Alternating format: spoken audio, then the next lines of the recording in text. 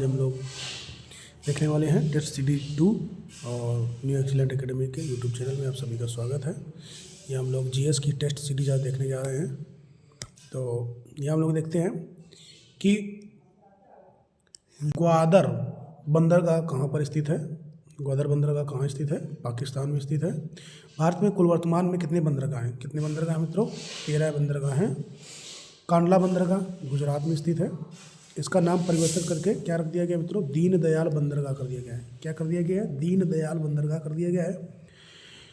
और ये हम लोग देख रहे हैं मुंबई बंदरगाह मुंबई में स्थित है। जवाहरलाल बंदरगाह मुंबई में स्थित है। और आगे हम लोग देखते हैं, यहाँ देखते हैं कि मैंगलोर बंदरगाह कर्नाटक में स्थित है। चेन्नई पोर्ट चेन्नई तमिलनाडु। इन्नौर बंदरगाह तमिलनाडु में स्थित है। तूतीकोरिन बंदरगाह तमिलनाडु में। बारहवा गोवा में। विशाखापत्तनम आंध्र प्रदेश। और ये सबसे गहरा यानी कि सर्वाधिक गहरा बंदरगाह कौन सा है? विशाखापत्तनम का है, जो गहरा है, सर्वाधिक गहरा बंदरगाह। ठीक है। पारादीप बंदरगाह उड़ीसा में स्थित है। कहाँ पर स्थित मित्रों? उड़ीसा में स्थित है। और यहाँ देखते हैं हल्दिया बंदरगाह कहाँ पर स्थित है? हल्दिया बंदरगाह जो स्थित है वो आपका पश्चिम बंगाल में स्थित है। कहाँ पर स्थित है? पश्चिम बंगाल में स्थित है। और कोचीन बंदरगाह कहाँ पर स्थित है? केरल में। कहाँ स्थित है मित्रों? केरल में स्थित है। पोर्ट ब्लेयर अंडमान निकोबार द्वीप समूह में स्थित है। ठीक है। और यहाँ हम लोग देखते हैं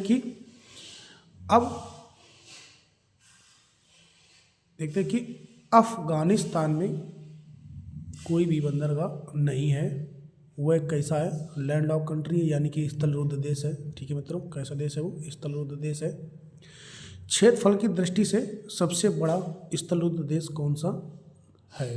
क्षेत्रफल की दृष्टि से सबसे बड़ा स्थलरुद्ध देश कौन सा है मित्रों? कजाकिस्तान है। ठीक। लैंड लॉक कंट्री कौन सा है? कजाकिस्तान। ईरान में चाबार बंदरगाह है। ईरान में कौन सा बंदरगाह? चाबाहार बंदरगाह है। ठीक है मित्रों। अभी हम लोग देखते हैं निम्न में से कौन सा स्मारक उत्तर प्रदेश में यूनेस्को द्वारा प्रशंसित विश्व धरोहर स्थल है? ठीक है मित्रों। तो यहाँ हम लोग देखते हैं कि आगरा का किला। ठीक है मित्रों, कौन सा? आगरा का किला 1983 में ईस्वी में इसको क्या किया गया था? यूनेस्को की विश्व धरोहर सूची में शामिल किया गया था। और ये हम लोग देखते हैं कौन कौन से हैं। अजंता है, एलोरा है, ताजमहल है। इनको भी 1983 में विश्व धरोहर सूची में शामिल किया गया था। ठीक है। अब यहाँ देखते हैं हम लोग 4 नवंबर 1945 को यूनेस्को की स्थापना हुई थी। यूनेस्को की कब स्थापना हुई मित्रों? 4 नवंबर 1945 में यूनेस्को की स्थापना हुई। अब इसका मुख्यालय क्या है मित्रों? मुख्यालय इसका है पेरिस, यानी फ्रांस में है। यूनेस्को का फुल फॉर्म क्या है? ठीक है, कभी पूछ सकता है आपसे कि यूनेस्को की फुल फॉर्म क्या है। तो यहाँ हम लोग देखते हैं United Nation Education Scientific Culture Organisation. ठीक है, ये क्या है? यूनेस्को की फुल फॉर्म है। ठीक है मित्रों। विश्व विरासत धरोहर, अब हम लोग यहाँ पर देख रहे हैं तो विश्व यूनेस्को की धरोहर सूची देखते हैं कौन कौन से कब शामिल किए गए।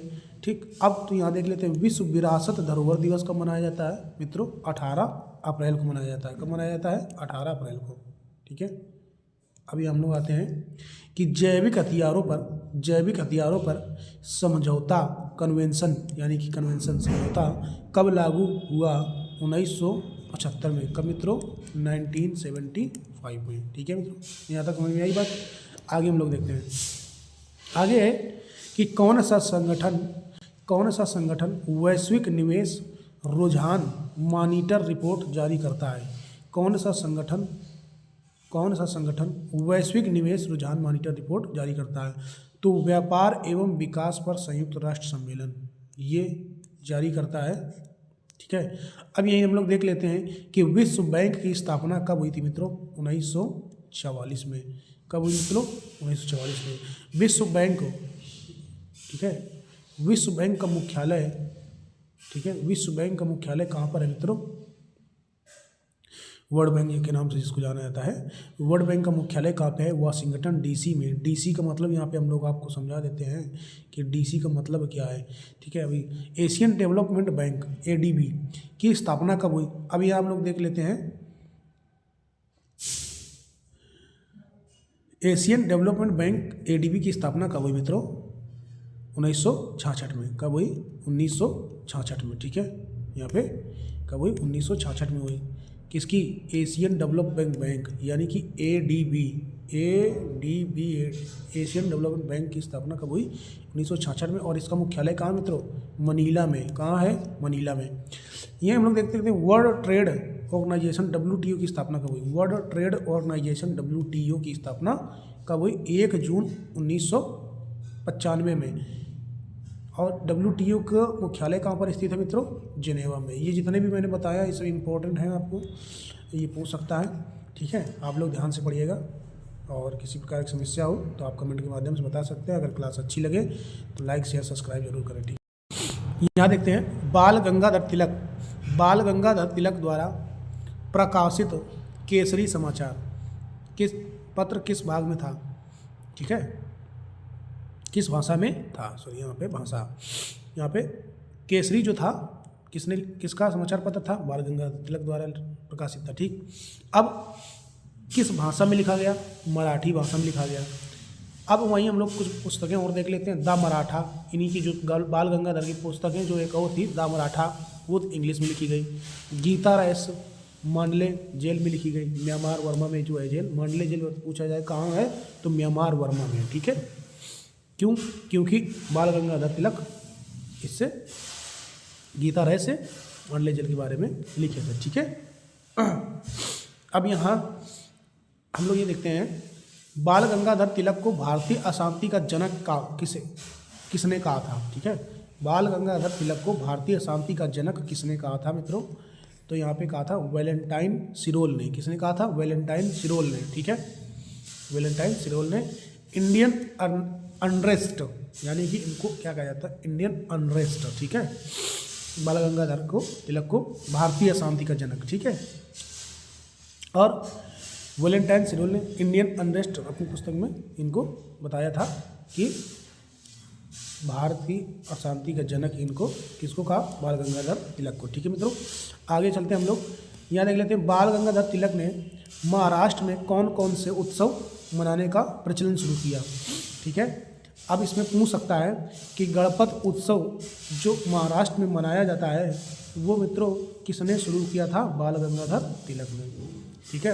अब यही शिवाजी उत्सव जो मनाया जाता है महाराष्ट्र में वो किसने प्रचलन में लाया? कौन शुरू किया? बाल गंगाधर तिलक ने, ठीक। किसी व्यक्ति के एक देश से दूसरे देश में जाकर एक देश से दूसरे देश में जाकर रहने की क्रिया को क्या कहा जाता है? इमिग्रेशन कहा जाता है। क्या मित्रों कहा जाता है? इमिग्रेशन कहा जाता है, ठीक है। अभी हम लोग देख लेते हैं आयुक्त माल्यादा, ठीक है। आयुक्त माल्यादा जो तेलुगु में राजकौशल यानी कि राजकौशल शासनकाल में एक कृति है जिसकी रचना किसने की? आयुक्त माल्यादा, ठीक है, जो तेलुगु में लिखी गई है। हो सकता है आयुक्त माल्यादा जो है किस भाषा में लिखी गई? तेलुगु में। और राजकौशल के शासनकाल में, किसके शासनकाल में? राजकौशल, ठीक है, शासनकाल पर एक कृति है जिसकी रचना किसने की? कृष्णदेव राय ने। किसने की मित्रों? कृष्णदेव राय ने किया। अब यहाँ हम लोग देखते हैं कि कृष्णदेव राय किस वंश से संबंधित थे? तो तुलुक वंश से संबंधित थे। किससे से संबंधित थे? और इनका साम्राज्य क्या था? विजयनगर साम्राज्य, ठीक है। और कृष्णदेव राय का शासनकाल कब से कब तक माना जाता है मित्रों? तो 1509 से 1526, 1509 से 1526 तक माना जाता है। अब यही एक घटना घटित होती है मित्रों, मैं बता देना चाहता हूँ कि यहीं जो विजयनगर साम्राज्य से संबंधित थे कौन कौन से वंश थे? तुलुक वंश, संगम वंश, सालो वंश, इनके बारे में अभी मैं चर्चा कर दूंगा। और यहाँ हम लोग देखते हैं कि कृष्णदेव राय का जो है शासनकाल कब से कब तक माना गया? 1509 से 1526 पे। यहीं पे घटना घटित हुई थी 1526 में। कब? 1526 में। मुगल साम्राज्य, यहीं मुगल साम्राज्य की स्थापना हुई। कब हुई मित्रों? 1526 में, ठीक है। कब हुई मित्रों? 1526 में, ठीक। अब यहीं पे हम लोग देखते हैं कि बाबर ने क्या किया मित्रों? बाबर ने अपनी पुस्तक बाबर की पुस्तक थी जो बाबरनामा में कृष्णदेव राय को दक्षिण भारत का सर्वाधिक शक्तिशाली शासक बताया है। जो बाबरनामा जो पुस्तक लिखी गई है वो किस भाषा में लिखी गई मित्रों? तुर्की भाषा में। इसकी मूल भाषा क्या है? तुर्की भाषा में, ठीक है। और बाबरनामा ने अपनी पुस्तक बाबरनामा में बाबर ने अपनी पुस्तक बाबरनामा में कृष्णदेवराय को दक्षिण भारत का क्या कहा मित्रों, सर्वाधिक शक्तिशाली शासक बताया है। ठीक है, इसको कृष्णदेवराय को। ठीक है, याद रखिएगा। अब यहाँ हम लोग देख लेते हैं कि मस्तिष्क का कौन सा हिस्सा लार त्रवण और रक्तचाप जैसी अस्वैच्छिक क्रियाओं को नियंत्रित करता है। ठीक है, मस्तिष्क का कौन सा हिस्सा लार त्रवण और रक्तचाप जैसी अस्वैच्छिक क्रियाओं को नियंत्रित करता है। ठीक है मित्रों, किसको नियंत्रित करता है? अभी हम लोग देख लेते हैं मज्जा को, जिसको क्या कहते हैं हम लोग, मेडुला। क्या कहा जाता है? मेडुला। ठीक है, पीयूष ग्रंथि को मास्टर ग्रंथि के नाम से भी जाना जाता है, जो कि मस्तिष्क में मटर के दाने के समान होती है। इसको ध्यान से समझ लीजिएगा, इसलिए मैं लिख देता हूँ इससे संबंधित। इसलिए देखिए यहाँ पे जो एक क्वेश्चन से आपको कई सारी चीज़ें जानने को मिलती हैं। ठीक है, वहाँ से संबंधित जो भी रहता है मैं बताने का प्रयास कर देता हूँ यहाँ पे। जैसे कि आपने दिया है कि पीयूष ग्रंथि जो है पीयूष ग्रंथि क्या कहा जाता है? मास्टर ग्रंथि के नाम से भी जाना जाता है। और ये कहाँ होती है? मस्तिष्क में होती है, मटर के दाने के समान होती है। ठीक है, आगे हम लोग देख लेते हैं मित्रों, यहाँ पे निम्न में से किस अंतर्राष्ट्रीय संगठन ने मानव और जैव मंडल कार्यक्रम man and the biosphere programme का शुभारंभ किया? ठीक है, किस अंतर्राष्ट्रीय संगठन ने, ठीक है, मानव और जैव मंडल कार्यक्रम man and the biosphere programme को शुभारंभ किया? किसने किया? यूनेस्को में किया गया। और यूनेस्को जो अंतर्राष्ट्रीय संगठन है इसने किया। और इसकी स्थापना कब हुई यूनेस्को की? इसकी स्थापना कब हुई मित्रों? 1945 में। ठीक, इसका मुख्यालय कहाँ है? पेरिस में। ठीक है, मुख्यालय कहाँ है? पेरिस में। यूनेस्को जैसे संगठन की स्थापना कब हुई? 1945 में। और मुख्यालय कहाँ है? पेरिस में। अंतर्राष्ट्रीय जैव विविधता दिवस कब मनाया जाता है? अब यहाँ से हम लोग देखिए, यहाँ ये पर्यावरण से संबंधित आया क्वेश्चन, तुरंत मैंने ये क्वेश्चन लिया है। अंतर्राष्ट्रीय जैव विविधता दिवस कब मनाया जाता है मित्रों? 22 मई को मनाया जाता है। कब मनाया जाता है? 22 मई को मनाया जाता है। अब यही हम लोग देख लेते हैं कि यूएसए की स्पेस एजेंसी कौन सी है? यूएसए की स्पेस एजेंसी कौन सी है? नासा। ठीक है, अब इसकी स्थापना कब हुई थी? यूएसए की स्थापना हुई 1958 में। इसका मुख्यालय कहाँ है? Washington DC. ठीक है, अब IUCN की स्थापना मुख्यालय कहाँ पे है? IUCN की स्थापना कब हुई थी? 1948 में मित्रों। और इसका मुख्यालय कहाँ पर है? ग्लैंड स्विट्जरलैंड में। ठीक है, अब ये हम लोग देख लेते हैं। और IMF की स्थापना 1945 में हुई थी। IMF की स्थापना कब हुई मित्रों? 1945 में। इसका मुख्यालय कहाँ पे? वाशिंगटन डीसी में है। ठीक है, FVCI का पूर्ण रूप क्या है? Foreign venture capital investor. ठीक है, किस बहुपक्षीय बैंक में सभी अंशधारकों के पास एक समान प्रारंभिक अंश अभिदान शेयर का होता है? New development bank. ठीक है, किस बहुपक्षीय बैंक में? न्यू डेवलपमेंट बैंक में NDB। ठीक है, इसकी स्थापना कब हुई मित्रों? इस बैंक की न्यू डेवलपमेंट बैंक की स्थापना, NDB की स्थापना कब हुई मित्रों? ये हुई 2014 में। इसका मुख्यालय कहाँ है? शंघाई में। ठीक है मित्रों, अब यहाँ हम लोग देख लेते हैं एशियाई विकास बैंक की स्थापना कब हुई? एशियाई विकास बैंक की स्थापना कब हुई मित्रों? ADB, Asian development bank. ठीक है, एशियन डेवलपमेंट बैंक। ठीक है, इसकी स्थापना कब हुई? इसकी स्थापना कब हुई मित्रों? इसकी स्थापना हुई 1966 में। इसका मुख्यालय कहाँ पे है? मनीला में है। RBI की स्थापना, ठीक है, ये पूछ सकते हैं, जितने भी मैं आपको बता रहा हूँ सब इंपॉर्टेंट फैक्ट बता रहा हूँ। RBI की स्थापना कब हुई? 1 अप्रैल 1935 को। कब हुई मित्रों? 1 अप्रैल 1935 को RBI की स्थापना हुई। इसका मुख्यालय कहाँ? मुंबई में है। ठीक है, वहीं से मुंबई स्टॉक एक्सचेंज शुरू होता है। एशियन इंफ्रास्ट्रक्चर है और एशियन इन्वेस्टमेंट। ठीक है, एशियन इंफ्रास्ट्रक्चर इन्वेस्टमेंट। ठीक है, बैंक की स्थापना कब हुई? Asian AIB। ठीक है, इसकी बैंक की स्थापना कब हुई मित्रों? 2015 में। ठीक है, वह महाद्वीप सुपर कॉन्टिनेंट कौन सा था जिसका अर्थ ऑल द अर्थ सारी पृथ्वी था? पेंजिया। ठीक है, कौन सा था? पेंजिया। अभी हम लोग देख लेते हैं उत्तर प्रदेश का प्राचीनतम और विशालतम बहुउद्देशीय संग्रहालय कौन सा है। उत्तर प्रदेश का प्राचीनतम और विशालतम बहुउद्देशीय संग्रहालय कौन सा मित्रों? राज्य संग्रहालय लखनऊ। ठीक है।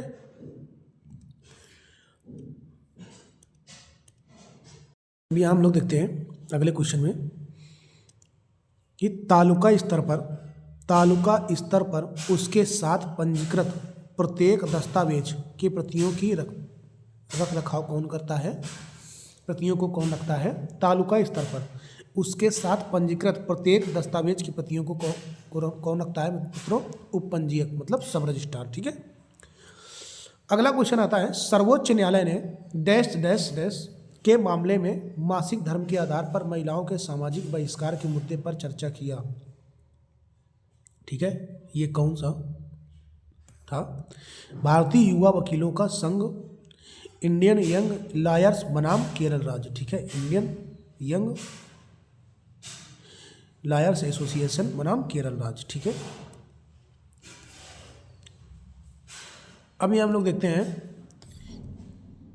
क्वेश्चन नंबर 25 में कि डैश के संविधान में पहले 10 संशोधन के लिए सामूहिक नाम बिल ऑफ राइट्स।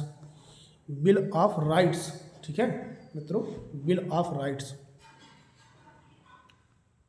कहाँ से लिया गया? ये 10 संशोधन, संविधान में पहले 10 संशोधन के लिए सामूहिक नाम बिल ऑफ राइट्स कहाँ से लिया गया? यूएसए से। ठीक है, यानी अमेरिका से। ठीक। अब ये हम लोग देखते हैं यूएसए के संविधान से प्राप्त किए गए यानी कि अडॉप्टेड किए गए क्या क्या मित्रों लिया गया अपने भारतीय संविधान के लिए। ठीक है, ये हम लोग यहाँ देख लेते हैं।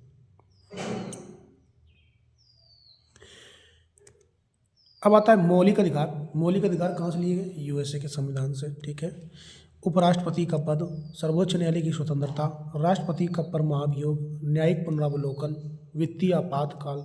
ठीक, वित्तीय आपातकाल, प्रस्तावना का विचार। ठीक, ये सब मित्रों कहाँ से लिए गए हैं? यूएसए के संविधान से। ठीक है मित्रों, कहाँ से? यूएसए के संविधान से एडॉप्टेड किए गए। ठीक, समझ में आए मित्रों? अभी हम लोग देख लेते हैं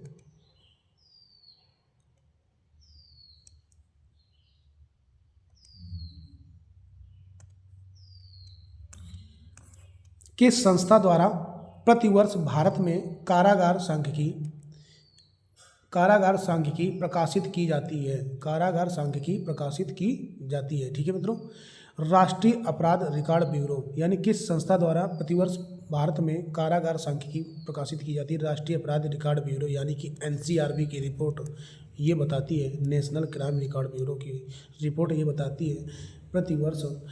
ठीक है, प्रतिवर्ष भारत में कारागार सांख्यिकी की रिपोर्ट कौन प्रकाशित करता है? एनसीआरबी। किस अनुच्छेद में क्या प्रावधान है? सही मिलान करें। अब ये हम लोग देखते हैं सही मिलान का एक देख लेते हैं। ठीक है, अभी हम लोग देखते हैं अनुच्छेद 76 आर्टिकल 76 में क्या दिया हुआ है मित्रों? भारत का महान्यायवादी। ठीक है, भारत का महान्यायवादी। आर्टिकल 148 यानी कि 148 भारत का नियंत्रक एवं महापालिका परीक्षक का प्रावधान दिया हुआ है। अनुच्छेद 75(1) ठीक है, यहाँ पे हम लोग ए भी लिख सकते हैं। केंद्रीय मंत्रियों की नियुक्ति। ठीक है, जैसे पूछ लिया जाए केंद्रीय मंत्रियों की नियुक्ति का जो प्रावधान है वो संविधान के किस अनुच्छेद में दिया गया मित्रों? Article 75(a). अब यहाँ आता है आर्टिकल 131। ठीक है, अनुच्छेद 131 में क्या दिया हो मित्रों? सर्वोच्च न्यायालय का क्षेत्राधिकार। क्या दिया है मित्रों? सर्वोच्च न्यायालय का क्षेत्राधिकार। अनुच्छेद 14 में क्या दिया हुआ? विधि की सम्मुख समानता। अनुच्छेद 45 में क्या दिया हुआ मित्रों? कि बच्चों के लिए मुफ्त तथा अनिवार्य शिक्षा। 6 से 14 वर्ष तक के बच्चों के लिए क्या है? मुफ्त और अनिवार्य शिक्षा का प्रावधान दिया है किसमें मित्रों? अनुच्छेद 45 में। ठीक है, अब यहाँ आता है कि अनुच्छेद 41 आर्टिकल 41 में क्या दिया हुआ है? कार्य करने का अधिकार। ठीक है, कार्य करने का अधिकार। अनुच्छेद 42 में क्या दिया है? कार्य करने के लिए सही मानवीय शक्तियाँ। ठीक है, सही मानवीय शक्तियों का प्रावधान किसमें दिया हुआ है? अनुच्छेद 42 में। ठीक, अब यहाँ आता है भारतीय संविधान की निम्न दी गई अनुसूची में कौन सी एक राज्य के नामों की सूची तथा उनके राज्य क्षेत्रों का ब्यौरा देती है, ठीक है, तथा उनके राज्य क्षेत्रों का ब्यौरा देती है। यहाँ पहली अनुसूची देती है राज्य क्षेत्रों का ब्यौरा मित्रों, संघ एवं राज्य क्षेत्र किसमें है, पहली अनुसूची में और भाग 1 में, ठीक। अब यहाँ आता है मित्रों कि दूसरी अनुसूची में क्या है, दूसरी अनुसूची में है यहाँ कि दूसरी अनुसूची में है, अब यहाँ हमने पहली अनुसूची देख लिया और यहाँ पे कई सारी अनुसूचियाँ हैं। अब वर्तमान में कितनी अनुसूची है मित्रों, 12 अनुसूची है, ठीक है, 22 भाग, ठीक, 22 भाग 12 अनुसूची। तो वो अनुसूची हम लोग देख लेते हैं। ये वर्तमान की दृष्टि से मैं बता रहा हूँ, पूर्व में तो कम थी, ठीक है, पूर्व में कितनी थी, 8 थी, वर्तमान में कितनी, 12। अब यहाँ हम लोग देखते हैं दूसरी अनुसूची क्या है। दूसरी अनुसूची में दिया वेतन से संबंधित, ठीक है। तीसरी अनुसूची में क्या दिया, शपथ से संबंधित। अब यहाँ वेतन और शपथ यहाँ पे देखिएगा मित्रों, किसकी बात कर रहा है यहाँ पे, ठीक है, यहाँ पे वेतन से संबंधित और शपथ से संबंधित, ये सब हम लोगों के नहीं हैं, यहाँ पे किसके हैं, मंत्रियों के, विधायकों के, सांसदों के, ठीक है, मुख्यमंत्रियों के, उनके वेतन और शपथ से बात कर रहा है, ठीक है, राज्यपाल से। और वहाँ पे और यहाँ देखते हैं भारत के राष्ट्रपति के लिए तो अलग आपको आर्टिकल्स में दिया ही हुआ है, ठीक है, वहाँ इनका इनसे संबंधित नहीं है। अब यहाँ देखते हैं चौथी अनुसूची राज्यसभा में सीटों के आवंटन से संबंधित है, ठीक है। चौथी अनुसूची किससे संबंधित है मित्रों, राज्यसभा में सीटों के आवंटन से संबंधित है, ठीक है। पाँचवीं अनुसूची अनुसूचित जाति एवं अनुसूचित जनजाति से संबंधित है। SC ST के लिए जो है एक अलग शासन प्रशासन की व्यवस्था रहेगी, उसकी पूरा क्या दिया हुआ है इसमें, 5वीं अनुसूची में इसका ब्यौरा दिया हुआ है, ठीक है मित्रों। अब यहाँ देखते हैं हम लोग छठवीं अनुसूची में। छठवीं अनुसूची में क्या दिया हुआ है, छठवीं सूची में दिया हुआ है कि असम और मेघालय, त्रिपुरा, मिजोरम के जनजाति प्रशासन से संबंधित दिया हुआ है। यहाँ पे जनजातियों के प्रशासन से संबंधित दिया किसमें, छठी अनुसूची से। अब यहाँ 5वीं में क्या दिया हुआ है, SC ST यानी कि अनुसूचित जाति व अनुसूचित जनजाति से संबंधित है 5वीं अनुसूची। और यहाँ पे क्या दिया, उसके प्रशासन से संबंधित दिया छठी अनुसूची में। ये ध्यान रखने की बात है, ठीक है मित्रों, ध्यान रखना। अब यहाँ आता है 7वीं अनुसूची में। अब 7वीं अनुसूची में क्या दिया हुआ है मित्रों, यहाँ 7वीं अनुसूची में दिया है केंद्र और राज्य के शक्तियों का निर्धारण करती है कौन, कुल 3 सूचियाँ। कौन कौन सी, संघ सूची, राज्य सूची, समवर्ती सूची, ठीक है। केंद्र और राज्य के शक्तियों का निर्धारण करती है कौन कौन सी सूची, 3, संघ सूची, राज्य सूची, समवर्ती सूची, ठीक है। अब यहाँ जैसे दिया 8वीं अनुसूची में क्या दिया हुआ है, भाषाओं से संबंधित है। किससे संबंधित है मित्रों, भाषाओं से संबंधित है। कौन कौन सी, अब यहाँ पे हम लोग देखते हैं कि वर्तमान में कितनी है, 22 भाषाएं हैं। अब पहले कितनी थी, 14 भाषाएं थी, ठीक है। पूर्व में कितनी थी, 14, वर्तमान में 22 भाषाएं। और 15वीं कौन सी जोड़ी गई थी मित्रों, सिंधी भाषा। तो 21वां संविधान संशोधन 1967 में सिंधी भाषा को क्या किया गया था, जोड़ा गया था। यानी कि कौन सा संशोधन में मित्रों, 1967 में 21वां, यानी कि 21वां संविधान संशोधन में जोड़ा गया क्या, सिंधी भाषा को, ठीक है, 15वीं भाषा। अभी हम लोग देख लेते हैं 71वां संविधान संशोधन 1992 में हुआ, ठीक है, जिसमें 3 भाषाएं जोड़ी गई। अब यहाँ पे 71वां संविधान संशोधन में 1992 में जो हुआ उसमें कौन कौन सी भाषाएं जोड़ी गई, 3, कोंकणी, मणिपुरी, नेपाली, ठीक है। अब यहाँ पे किसी को नहीं याद हो रहा तो नमक से याद कर सकते हैं हम लोग, नमक से नेपाली और माँ से मणिपुरी और का से कोंकणी, ठीक। अब यहाँ हम लोग आ जाते हैं, देखते हैं 92वां यानी कि 92वां संविधान संशोधन 2003 में जो हुआ था, इसमें कितनी भाषाएं जोड़ी गई मित्रों, 4 भाषाएं जोड़ी गई। कौन कौन सी जोड़ी गई, 4 भाषाएं। 4 भाषाएं ये हैं कि बोडो, डोगरी, मैथिली और संथाली, ठीक है। इनको कब जोड़ा गया मित्रों, 2003 में जोड़ा गया। कौन सा संविधान संशोधन था, तो 92वां यानी कि 92वें संविधान संशोधन में जोड़ा गया, ठीक। अभी हम लोग देख लेते हैं 9वीं अनुसूची। 9वीं अनुसूची में क्या है, भूमि सुधार अधिनियम आया। 10वीं अनुसूची में क्या मिला, दल बदल कानून। इसको ये दल बदल कानून कब आया, किस संविधान संशोधन में आया, 52वां यानी कि 52वां संविधान संशोधन में क्या आया, दल बदल कानून। 11वीं अनुसूची पंचायती राज। पंचायती राज को कब जोड़ा गया, इसमें 73वां संविधान संशोधन में। कौन सी अनुसूची में, 11वीं अनुसूची में। अब 12वीं अनुसूची कब आई, 12वीं अनुसूची में क्या दिया है मित्रों? प्रावधान नगर पंचायत। तो नगर पंचायत का प्रावधान 12वीं अनुसूची में दिया है और संविधान संशोधनवा कौन सा था? 74वां, 74। ठीक है, संविधान संशोधन कौन सा था? 74वां। और अब यहाँ हम लोग देखते हैं कि भारत के संविधान की चौथी अनुसूची ये विवेचित करती है, क्या विवेचित करती है? कि राज्यसभा के स्थानों के आवंटन को, यानी कि राज्यसभा के सीटों का आवंटन को विवेचित करती है। कौन सी? चौथी अनुसूची। ठीक है, अभी हम लोग देखते हैं कुछ कंप्यूटर से संबंधित क्वेश्चन है, इसी में ऐड कर दिया गया है। एंड्रॉयड के विकास के लिए आधिकारिक भाषा कौन सी है? एंड्रॉयड के विकास के लिए आधिकारिक भाषा कौन सी है? जावा है। कौन सी मित्रों? जावा। वैज्ञानिक भाषा में किस भाषा का प्रयोग किया जाता है? फोर्ट्रॉन, यानी कि ये भाषा जटिल भाषा है, FORTRON, इस भाषा का प्रयोग किया जाता है। ठीक है, कौन एक ऑब्जेक्ट ओरिएंटेड लैंग्वेज ठीक है नहीं है? Object oriented. ठीक है, ऑब्जेक्ट ओरिएंटेड लैंग्वेज कौन सी नहीं है मित्रों? सी। ठीक है, कौन सी नहीं है? सी। ये ऑब्जेक्ट ओरिएंटेड लैंग्वेज नहीं है। UTF-16 एक है। UTF-16 एक है क्या मित्रों? 16 बिट का वेरिएबल विड्थ इनकोडिंग। ठीक है, 16 बिट का वेरिएबल विड्थ इनकोडिंग। ठीक है, अभी हम लोग देखते हैं अगला क्वेश्चन। निम्न में से डेटा प्रस्तुतिकरण, ठीक है मित्रों, निम्न में से डेटा प्रस्तुतिकरण की कौन सी तकनीकी कम से कम वर्णों की संख्या को विशेष रूप से क्या करती है? प्रस्तुत करती है? तो B और BCD। ठीक है, BCD। पूर्णांक मानकों की वह सीमा जिसे 16 बिट 2S पूरक, ठीक है, जिसे 16 बिट 2S पूरक रूप का प्रयोग करके दर्शाया जा सकता है। -32768 प्लस 32767। ठीक है, अभी हम लोग देखते हैं ASC 11-8 एक 8 बिट वाला कोड है और यह विशिष्ट रूप से अधिकतम वर्णों को निरूपित कर सकता है। ठीक है, अधिकतम वर्णों को निरूपित कर सकता है इसको 256 को। ठीक है, 256 को। निम्न में से कौन सा एप्लीकेशन लेवर प्रोटोकॉल है? SMTP और FTP कौन है मित्रों? दोनों है। कौन से है मित्रों? दोनों है। ठीक है मित्रों, ध्यान रखने वाली बात है।